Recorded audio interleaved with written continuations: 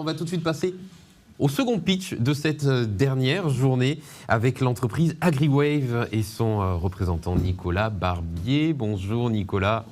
C'est en train de se faire masser par notre régisseur pour donner un peu de courage. C'est aussi ça, hein. On prend vraiment soin de tout le monde ici. Bonjour Nicolas. C'est l'heure du pitch. 2 minutes pour nous expliquer AgriWave. Alors AgriWave, c'est avant tout un logiciel de gestion. On appelle ça un ERP. Voilà. C'est un logiciel qui est à destination de la filière fruits et légumes, des professionnels de la filière fruits et légumes. C'est un logiciel qu'on a conçu avec eux et pour eux. Donc un logiciel qui est configurable, qui apporte tout un tas de qualités, qui est dans l'air du temps, fait avec des technologies d'aujourd'hui. C'est un logiciel qui se veut adaptatif, qui va suivre les tendances et qui va proposer aux professionnels du métier quelque chose de novateur et qui va les accompagner à suivre les transitions de nos méthodes de consommation et des différentes normes d'hygiène, de traçabilité qui sont imposées aux professionnels du secteur. Donc c'est un logiciel qu'on a réfléchi avec les professionnels, comme je vous l'ai dit, et qui évolue au fil du temps, c'est-à-dire que chaque client chez qui on va installer cette solution-là va pouvoir apporter sa pierre à l'édifice et va faire partager ce savoir-faire, entre guillemets, aux autres clients. Voilà. Donc c'est quelque chose qui est un peu communautaire, entre guillemets, voilà, qui va grandir au fur et à mesure qu'on le développe et qu'on l'installe chez des clients. Autour de ce logiciel-là, il y a toute une équipe de développeurs, une équipe d'ingénieurs et aussi des personnes qui vont gérer tout ce qu'on appelle toute l'infrastructure.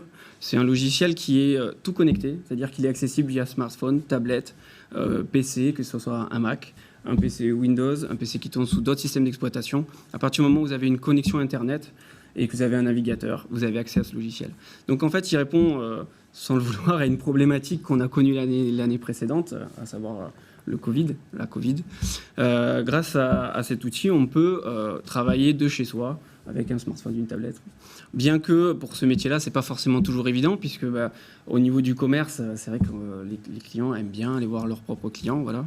Donc malgré tout, on donne un outil qui va permettre aux utilisateurs de continuer à faire leur métier avec des process qui évoluent au cours du temps et un logiciel qui s'adapte à ces différents process. Voilà. Qu'est-ce que je peux dire de plus ? Il y a tellement de choses à dire. Vous avez dit novateur. Oui. C'est quelque chose qui n'existait pas avant ? Il y avait un réel besoin et vous l'avez créé ? Vous avez créé la réponse ? Avant de développer ce logiciel, on maintenait des solutions dans la filière fruits et légumes. Alors, 2 logiciels totalement différents. Un qui gérait la partie import-export, qui est un métier particulier où on fait beaucoup de négoces et on travaille aussi avec ce qu'on appelle du courtage, avec des commissions.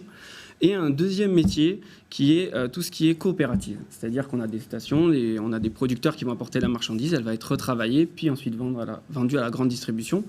Mais ça peut être aussi à l'export. Donc en fait, on avait ces 2 solutions qu'on gérait pour nos clients. Et on est parti du constat qu'il n'y avait pas de logiciel qui regroupait ces 2 activités-là. Et qui en plus qui étaient des logiciels très vétustes et qui ne suivaient pas l'air du temps et qui allaient finir par être obsolètes. Donc on a regardé s'il y avait des solutions sur le marché qui existaient, puisque NumericWave, la boîte qui a développé AgriWave, est une société qui fait du développement sur mesure. Donc on a d'abord recherché des solutions, et ne trouvant pas de solutions adaptées aux besoins de nos clients, nous avons décidé de développer notre propre solution. Alors bien entendu, nous ne sommes pas partis de rien, puisque nous avions une base de clients sur 2 logiciels différents. Et voilà, donc le côté novateur, c'est non seulement les technologies qu'on utilise, parce que pour ces métiers-là, en général, on n'utilise pas ces technologies-là. Et en plus de ça, on a regroupé plusieurs métiers dans un seul et unique outil, qui est configurable et paramétrable par ses utilisateurs. Par nous, s'ils le veulent, mais par eux-mêmes. Vous en êtes à quelle étape ?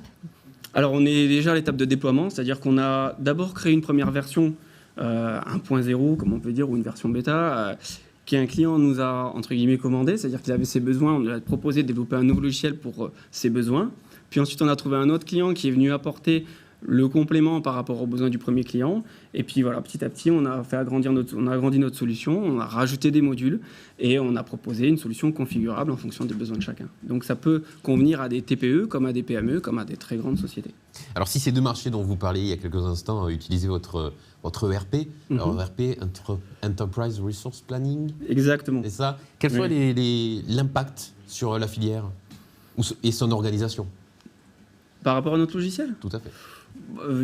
Il n'y en a pas vraiment. C'est-à-dire que notre logiciel lui-même va permettre aux clients de faire exactement ce qu'ils faisaient avant, mais en mieux. C'est-à-dire qu'on va... Gain de temps, gain de Voilà, alors productivité. exactement. C'est-à-dire que comme on n'installe pas juste le logiciel chez le client, on va chez lui, on regarde comment il travaille, on analyse ses méthodes de travail et on va lui proposer quelque chose qui correspond vraiment à ses besoins.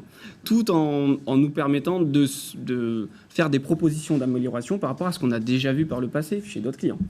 Et voilà, et en remettant en question leur process, pas leur façon de travailler, parce que c'est eux les professionnels du métier. Donc on va pas leur apprendre comment faire leur métier, bien au contraire. Par contre, on peut leur suggérer des optimisations et des améliorations.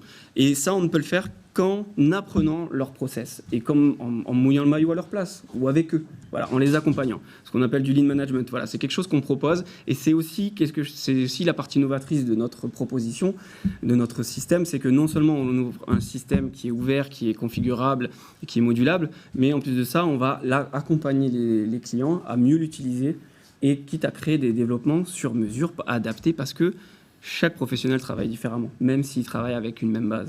Donc on apporte cette base et derrière on apporte des modules qui vont venir s'ajouter à ceux existants pour optimiser les process des clients. Donc gain de temps, gain d'argent, voilà, tout un tas de gains. Je pourrais vous en lister un paquet, mais c'est un secteur qui utilise déjà beaucoup d'applications numériques, qui de plus en plus se digitalisent. Alors, ils utilisent de plus en plus, mais c'est très long à venir. Ils utilisent encore le fax. Beaucoup de clients utilisent encore le fax. La facturation. Ça existe encore ? Oui, ça existe encore. J'ai certains de mes clients. Non, le Minitel, ça finit.